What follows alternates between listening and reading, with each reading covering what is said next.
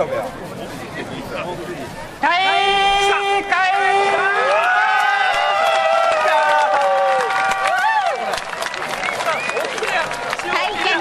たせいたしました。ただいまから皆様お待ちかねの大会提供花火ビリーズ夢を未来につなげようをお送りいたします。